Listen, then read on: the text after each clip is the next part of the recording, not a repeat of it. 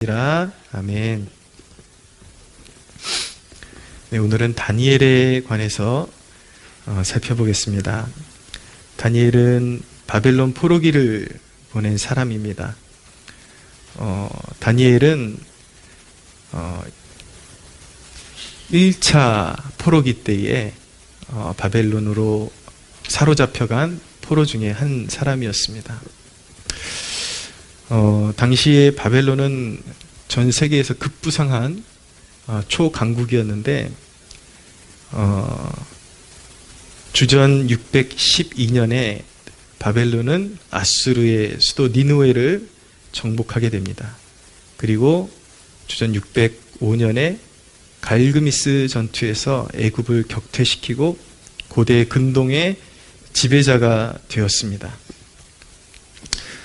같은 해 605년 그 후반부에 이르러서 바벨론은 예루살렘을 정복하고, 그러니까 완전히 멸망시킨 것은 주전 586년입니다. 근데 이제 완전히 멸망시키기 전에 잠시 이렇게 정복했던 그런 시즌이 있습니다. 605년 경에 그때 이제 첫 번째 예루살렘을 점령하고 포로를 잡아갔을 때에 그때 잡혀간 사람이 바로 다니엘과 여러 귀족들이 바벨론으로 건너가게 되었습니다. 그것이 이제 1차 포로기였고, 포로기는 한 4차례 정도로 그렇게 이어지게 되었습니다. 그래서 2차는 약 주전 597년 정도에 여호야킨 왕과 그리고 일부 군사들과 그런 어떤 각종 물건들을 고안해내는 기술자들이 바벨론으로 잡혀갔습니다. 그리고 3차는 예루살렘 멸망 때, 완전한 멸망 때에 주전 586년에 시드기야 왕과 백성들이 사로잡혀가게 되었습니다. 그리고 4차는 이미 정복된 상태에서 주전 581년 정도에 남아있는 유대인들이 바벨론으로 잡혀가게 된 것입니다. 이렇게 4번에 걸쳐서 포로기를 이제 보내게 되는데, 다니엘은 그 중에 1차로 가장 먼저 사로잡혀간 사람 중에 한 사람이었습니다. 우리가 알고 있는 다니엘과 세 친구 다 마찬가지죠. 우리가 다니엘에 관해서 주목해야 될 사안은, 다니엘은 첫째로 뜻을 정한 사람이었습니다. 오늘 본문이 이제 바벨론 포로기를 보내고 있을 때에 이 바벨론의 왕 느부갓네살이 굉장히 좀 획기적인 정책을 그렇게 폈습니다. 그래서 잡혀온 포로 가운데서도 인재가 될 만한 그런 청년들, 이런 청년들을 잘 교육시키고 잘 먹여서 뛰어난 사람들은 그대로 실력을 인정받고 궁중에 그런 귀한 그런 관직에 이를 수 있도록 그렇게 등용을 시켰던 것입니다. 근데 그렇게 이제 왕실에 들어가서 일하는 인물이 되려면 이제 함부로 들어갈 수 있는 것이 아니라 왕이 하사한 음식을 3년간 먹고, 고기와 떡과 포도주와 3년간 먹고, 그리고 용모를 단정하게 잘 가꿔서 그 왕실에 합당한 사람으로 준비되어야 들어갈 수가 있었습니다. 그래서 이 다니엘과 세 친구에게도 그런 어떤 탁월함이 보여졌기 때문에 그런 음식을 먹어야 했던 것이죠. 근데 다니엘은 그 왕이 하사한 음식을 이제 거절하기로 결단을 한 것입니다. 그것을 보고 뜻을 정했다라고 그렇게 말씀하고 있는 것입니다. 오늘 본문 8절에 보니까 다니엘은 뜻을 정하여 왕의 음식과 그가 마시는 포도주로 자기를 더럽히지 아니하리라 하고, 자기를 더럽히지 아니하도록 환관장에게 구했다라고 말씀하고 있는 것입니다. 고대 세계의 왕이란 존재는 스스로가 신격화시키고 굉장히 신적인 존재로 군림을 했죠. 그 이야기는 왕이 한번 명령한 것, 그리고 도장을 찍은 것은 그 누구도 어길 수 없는 것이다. 어기면 바로 그것은 죽음이다 라는 것을 의미하는 것입니다. 왕이 내린 음식은 어떤 의미에서는 왕실로 가는 특급 열차와 같은 것이었습니다. 그래서 보통의 사람이라면 그것을 먹게 된 것 자체가 영광인 것이죠. 오늘날 성도들의 그런 모습, 교회의 모습을 보면 아마 이런 왕의 음식을 자식들이 하사를 받으면 자랑을 하고 다녔을 것 같습니다. 내 자식이 이제 드디어 왕의 음식을 먹게 되었다. 구별됨이 그만큼 실종이 되고 세상과 동화된 모습으로 살아가는 모습들이 만연합니다. 그저 하나님이 기뻐하시든지 기뻐하시지 않든지 세상에서 성공만 하면 전부인 줄 알고 오로지 세상 것을 자랑거리로 삼는 그러한 세대의 모습이 만연하죠. 그렇지만 다니엘은 뜻을 정하여 그런 음식으로 자기를 더럽히지 않기로 결단한 것입니다. 그것은 어떤 의미를 가지고 있냐면 모든 순간 왜 그런 음식을 왜 거절했냐면 그런 바벨론 왕이 하사하는 가장 귀한 음식들은 대부분 신전에 그 우상의 제물로 올려졌던 음식이었기 때문에 다니엘이 그것을 극구 거부를 했던 것입니다. 영적인 순결을 망치고 하나님 자녀의 정체성을 훼손시키기 때문에 그것을 거절하기로 결단한 것이죠. 그러니까 단순히 음식을 안 먹기로 했다는 것이 아니라 그것은 모든 순간 하나님의 자녀의 정체성을 지키겠다라는 의미인 것입니다. 다니엘의 삶을 보면 한순간도 세상적인 성공을 쫓아서 살지 않았다라는 것을 알게 되고 그가 가장 추구했던 것은 바로 영적인 순결함을 추구했다라는 것을 알게 되는 것입니다. 성경의 위인들을 생각할 때에 그가 살았던 그 중심에 어떤 태도가 있느냐를 간파해야지 그가 그냥 높은 곳에 올랐다, 그런 축복을 받았다, 거기에 이 영적인 메시지의 포커스가 있는 것은 절대로 아닙니다. 근데 다니엘은 그렇게 왕이 내린 그런 음식을 거절하고 뜻을 정하고 자기의 영적인 하나님의 자녀로서의 정체성을 훼손시키는 것에 대해서 단호하게 거절했지만 다니엘의 태도를 보면은 결코 무례하거나 바벨론의 어떤 예절이나 문화, 그러니까 타락한 문화나 우상의 문화를 얘기하는 것이 아니라 그들의 삶의 양식, 바벨론 사람들의 삶의 양식을 무시하는 사람이 결코 아니었습니다. 거절할 때에도 그냥 뻣뻣하게, 그리고 완전히 어떤 반란을 일으키는, 대적하듯이 그렇게 거절을 한 것이 아니라 공손하게 오늘도 음식을 거절할 때 환관장에게 자기들을 먼저 시험해 보소서, 그렇게 이제 시험해 보고 그 결과가 좋지 않으면 우리가 당신을 따르고 우리 그 결과가 좋으면 우리가 그 음식을 먹지 않도록 그렇게 허락해 주십시오. 그렇게 공손하게 대했습니다. 그때 하나님께서 그 뜻을 정하신 대로, 다니엘이 뜻을 정한 대로 하나님께서 그렇게 다니엘에게 은총을 입혀 주셔서 왕의 음식을 먹지 않고도 그 왕실에 들어갈 수 있는 그런 탁월함을 충분히 발휘할 수 있었던 것입니다.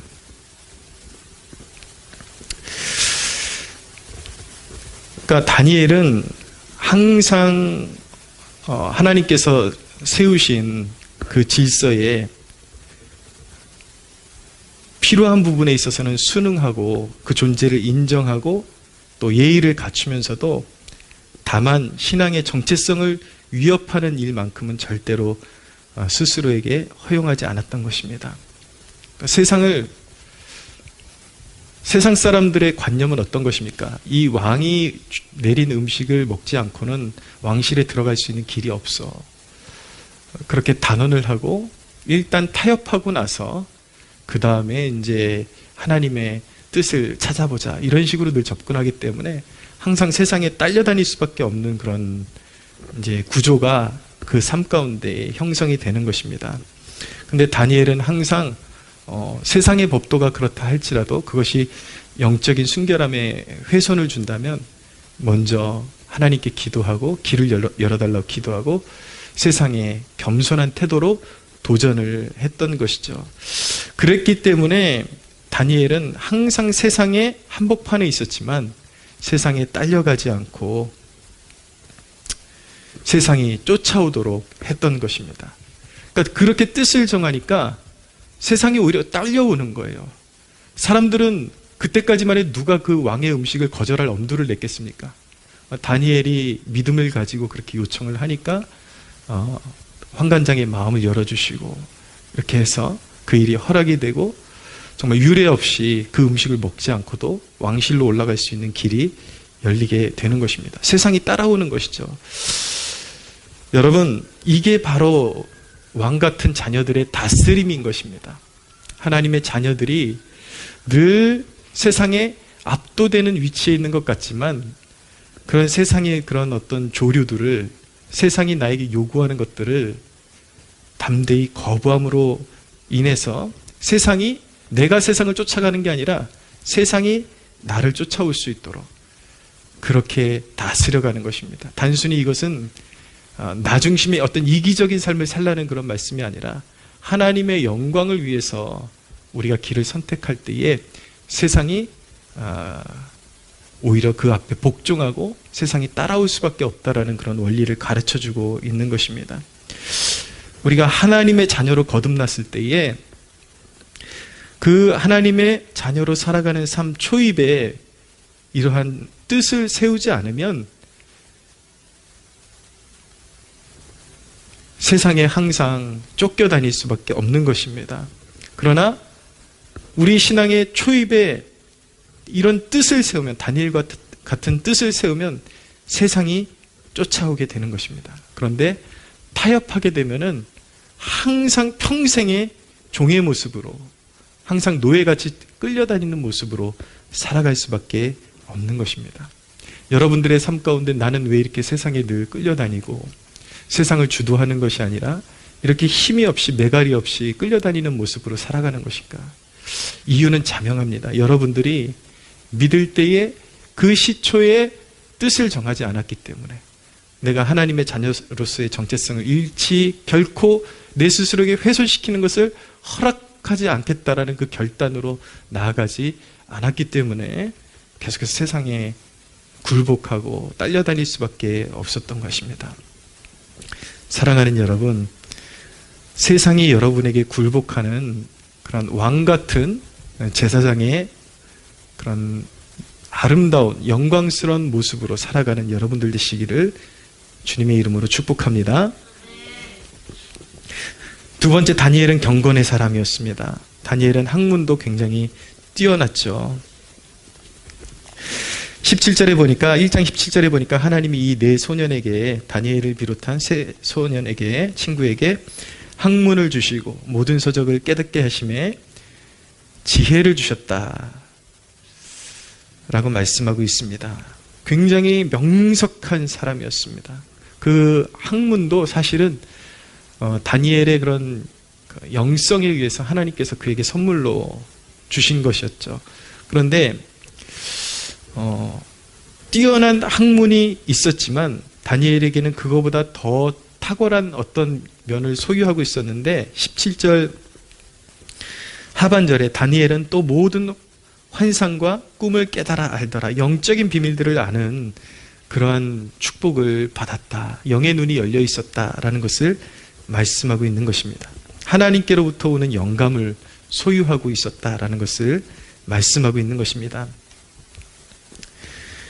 다니엘서를 쭉 읽어보면 바벨론과 바사의 왕들은 사람의 힘으로 해결할 수 없는 영적인 문제에 봉착해야만 했습니다.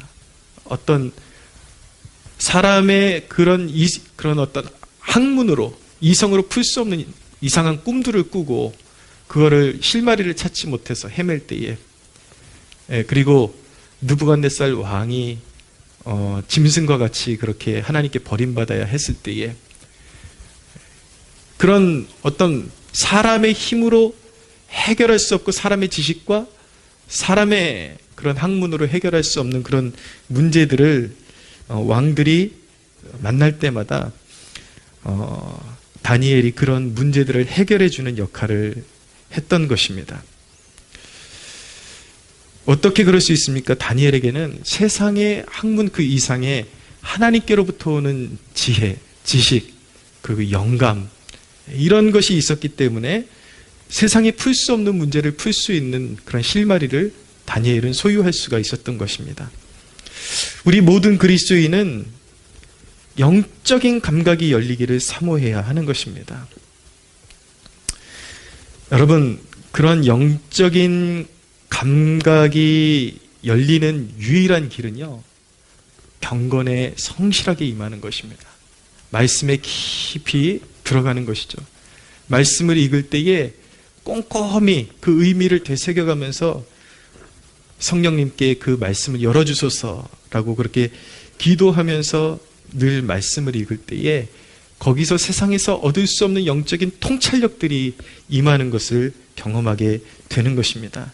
말씀을 그렇게 깊이 묵상하게 되면 내 인격에 있는 장애물, 사사건건에 내 인생에 걸림돌을 놓는 내 인격의 장애물들이 있거든요. 그 내 인격의 장애물들을 간파할 수 있게 됩니다.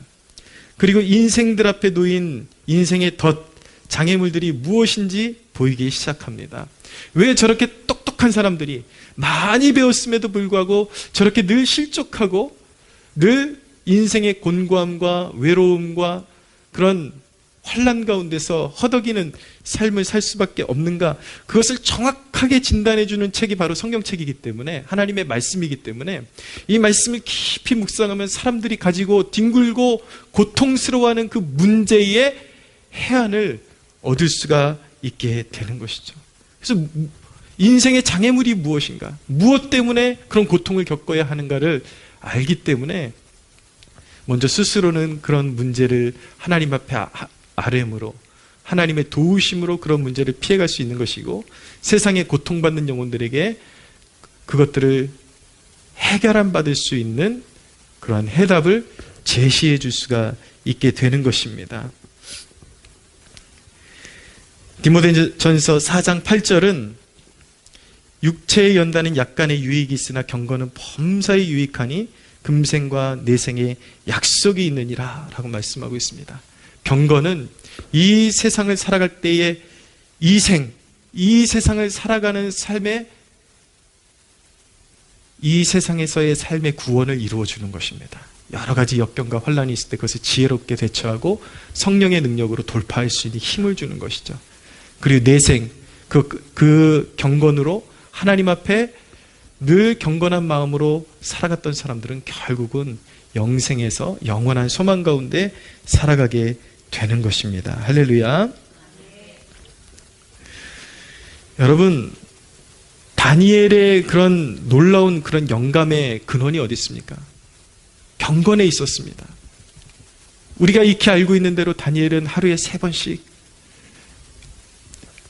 성실하게 하나님 앞에 기도했던 사람이었습니다. 늘 말씀을 묵상하는 사람이었고 그 말씀을 통해서 깊은 영적인 통찰력을 얻는 사람이었습니다. 그렇기 때문에 세상이 가질 수 없는 인생의 해답, 왕들이 고민하고 영적인 고민을 가지고 헤매일 때에 길을 제시할 수 있고, 그리고 그 문제를 풀어줄 수 있는 그런 실마리를 가지고 살아갈 수가 있었던 것입니다. 느부갓네살 왕이 어느 날 자기가 어떤 꿈을 꾸고서 그 꿈의 내용을 그런 박수와 그런 술객들에게 말해주지 않고 자기가 꾼 꿈의 내용과 해석까지 한꺼번에 얘기하지 않으면 다 쪼개서 죽이겠다고 하니까 다니엘은 그 문제를 떠안고 어떻게 처신을 했냐면, 왕에게 그 꿈을 해석해 드릴 테니까 시간적인 말미를 달라고 그렇게 요청을 하고 그 문제를 가지고 새 친구들에게 가서 그 기도 제목을 함께 나누고 함께 기도했던 것입니다. 그러니까 세상에서 얻을 수 없는 해답을 믿음의 동역자들과 함께 나누고 그 기도 제목을 나누고 하나님께 기도했을 때에 하나님께서 다니엘에게 느부갓네살 왕이 은밀한 중에 꾼 꿈을 알게 하시고 그 꿈의 해석을 보이셨던 것입니다.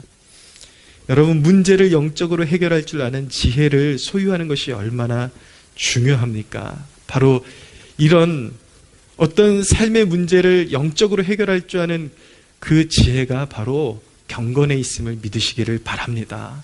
항상 경건에 힘쓰시고 어떤 문제를 만나든지 그런 영적인 지혜로 풀어나갈 수 있는 여러분들 되시기를 주님의 이름으로 축복합니다. 세 번째로 다니엘은 비전의 사람이었습니다. 비전은 경건의 열매인 것입니다. 경건의 응답으로 주어지는 것입니다. 다니엘이 끊임없이 포로기를 보내면서도 절망에 묶여있지 않고 하나님을 소망하면서 말씀을 묵상하고 늘 기도했을 때에 하나님께서 다니엘에게 앞으로 일어날 일들에 대한 소망의 비전을 허락해 주신 것입니다. 다니엘서를 구약의 계시록이라고도 말하는데 가장 어두운 시기에 예루살렘의 회복과 무너지지 않는 영원한 나라에 대한 비전을 소유할 수 있었던 것입니다. 하나님께서 늘 경건을 지켜나가는 다니엘에게 그 비전을 허락하신 것입니다. 영적으로 포로기를 보내고 있고 어둠 가운데 있지만 기도하는 다니엘에게 예루살렘의 회복을 보여주시고 무너지지 않는 영원한 그리스도의 나라가 도래할 것을 환상으로 보여주신 것입니다. 다니엘은 성경을 묵상하면서 포로기를 보내고 있지만 70년이 차면 바벨론의 멍에가 끊어지고 포로 생활이 끝날 것이라는 것을 깨닫고 있었던 것입니다. 그러니까 포로기를 보내면서도 하나님께서 반드시 예루살렘을 회복시키실 것이라는 그 소망을 가지고 살아갈 수가 있었던 것입니다. 바벨론은요, 주전 539년에 메대와 바사에 의해 완전히 망하게 되었습니다. 예루살렘을 장악하고 딱 47년 존재했던 나라가 바벨론입니다. 완전한 대제국이었는데 영원할 줄 알았고 정말 천하를 호령하고 정말 무너지지 않을 것 같았던 완전한 그 대제국이었던 바벨론이 시간상으로 보면 예루살렘을 정복하고 딱 47년 존재하다가 다니엘의 예언처럼 그리고 예레미야나 여러 선지자들의 예언처럼 딱 47년 더 존재하다가 메대와 바사에게 멸망하고 말았습니다. 여러분, 그런데 다니엘은 그렇게 세상이 바뀌고 격변과 소용돌이로 그렇게 들어가는 세상의 한복판에서 환상을 통해서 하나님의 비전을 보고 있었던 거예요. 모든 내노라 하는 그런 제국들은 멸망할 것이지만 반드시 그리스도의 나라가 도래할 것을 그는 환상으로 보았고 하나님으로부터 그 예언을 부여받게 된 것입니다.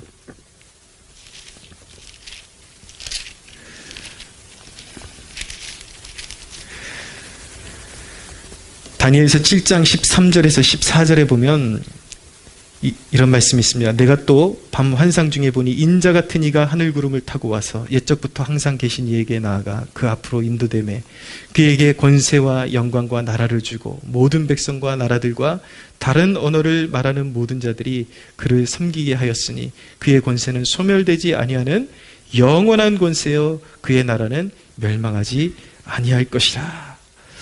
다니엘은 그 포로기를 보내면서 이미 그리스도의 나라, 하나님의 나라가 영원할 것이며 완성될 것이라는 것을 보고 있었던 것입니다. 이것이 바로 비전이에요. 다니엘에게 하나님께서 허락하신 비전이었던 것입니다. 사랑하는 여러분, 우리가 다니엘처럼 경건에 힘쓸 때에 우리 또한 다니엘의 비전에 참여하게 되는 축복을 누리게 될 것입니다. 할렐루야. 다니엘은 오늘날 우리 세대에게 하나님만이 세상의 주이심을 말해주고 있는 것입니다. 세상 나라는 진은해요. 그리스도의 나라만이 영원한 나라라는 비전을 보여주고 있는 것입니다. 우리가 믿음 생활에도 경건에 힘쓰지 않으면 이 놀라운 비밀을 늘 깨닫지 못하고 세상에 휩쓸리며 세상이 영원할 것처럼 그렇게 어리석게 살아갈 수밖에 없는 거예요. 그러나 우리가 경건에 힘쓸 때 우리는 세상의 실체를 올바로 할 수 있고, 이 세상은 이미 진은해고 이제 몰락하고 있고 하나님의 나라, 그리스도의 나라만이 영원할 것을 늘 마음에 간직하고 그 나라의 영광을 위해서 살 수 있는 힘을 공급받을 수 있게 되는 것입니다. 할렐루야. 그러므로 여러분, 이 비전을 소유한 자는 예수님의 말씀처럼 자기의 소유를 다 팔아서 밭에 감추인 보화를 사는 지혜로운 사람과 같이 되어야 하는 것입니다. 우리는 늘 경건을 통해서 이 다니엘의 비전을 보는 거예요. 세상 나라는 멸망할 것이요, 이 화려하고 이 멈출 줄 모르고 발전하는 이 세상은 언젠가 재와 같이 먼지와 같이 변할 것이고 멸망하는 나라가 될 것이지만, 우리가 믿는 그리스도의 나라는 영원한 나라라는 것을 경건을 통해서 늘 우리는 그 비전을 보고 나아가야 되는 것이죠. 우리가 그것을 볼 수 있다면 우리는 어떻게 살기로 결단해야 되는가? 마치 밭에 감추인 보화를 발견하고 그것을 소유하기 위해서 내가 가진 것을 다 팔아서 그 땅을 사서 그 밭에 감추인 보화를 차지하는 그러한 지혜로운 백성처럼 살아야 한다는 거예요. 여러분, 어떻게 살아가는 것이 지혜로운 것이겠습니까? 이제 멸망할 나라를 위해서 정정긍긍하면서 내 젊음과 나의 시간과 나의 헌신과 나의 물질과 모든 것들을 세상을 위해서 쏟아붓고 살아가는 것이 잘하는 것일까요? 아니요. 지혜로운 사람은, 진정으로 그 비전을, 하나님 나라의 비전을 소유한 사람은 나의 모든 삶을 하나님께 올인하는 것이 지혜로운 것입니다. 할렐루야. 여러분들 모두 지혜로운 하나님의 백성들이 되어서 여러분들의 열정과 여러분들의 삶의 모든 것들을 하나님과 그리스도의 나라를 위해서 쏟아붓는 여러분들 되시기를 주님의 이름으로 축복합니다. 이렇게 하나님은 포로기에도 이런 남은 자를 통해서 구속사를 이어가셨습니다. 가장 어두운 시대에도 진짜 교회의 위상은 꺾인 적이 없었습니다. 다니엘을 보십시오. 얼마나 당당합니까? 교회가 어두울 때는 우리는 교회의 회복을 준비해야 합니다. 다니엘처럼 예루살렘의 회복을 비전으로 바라보고 환상으로 바라봤던 것처럼 교회가 어두울 때 우리는 교회에 소망이 없다라고 말하면 안 되고, 우리는 다니엘처럼 회복의 비전을 가지고 기도하는 백성이 되어야 하는 것입니다. 할렐루야. 우리가 남은 자로서 기도할 때에, 교회의 회복을 구하며 나아갈 때에 하나님께서 반드시 이 민족교회에 소망의 불을 내려주실 줄로 믿으시기를 바랍니다. 하나님께서 혹여나 교회의 부흥의 때를 주실 때에 그 교회의 부흥의 때는 죽도록 그 불길을 우리는 지켜내야 할 사명이 있는 것입니다. 사랑하는 여러분, 일어서십시오. 영적으로 일어서십시오. 나라에 소망 없다고, 교회에 소망 없다고 잠들어 있는 상태로 살아가지 마시고 영적으로 깨어나고 우리를 영적인 다니엘로 부르고 계심을 꼭 믿으시기를 바랍니다. 우리는 이 소망 없는 세대 가운데 함께 소망 없는 사람처럼 살아서는 안 되고, 늘 경건을 지켜내고 그 하나님 나라의 비전을 소유하고 하나님 나라의 비전을 나누는 사람이 되어야 하는 것입니다. 소망 없는 세대 가운데, 이 세상에는 소망이 없어. 그러나 이 세상이 어둡고 절망으로 가득하지만 항상 그리스도께는 소망이 넘치고 부활의 능력이 넘치고 그분의 나라가 도래할 때에 우리의 모든 것들을 회복시켜 주실 거야. 할렐루야. 그 메시지를 가지고, 그 비전을 가지고 세상에 도전하고 어두운 세상을 밝히는 여러분이 되시기를 주 예수님의 이름으로 축복합니다. 하나님께 영광의 박수 올려드리겠습니다.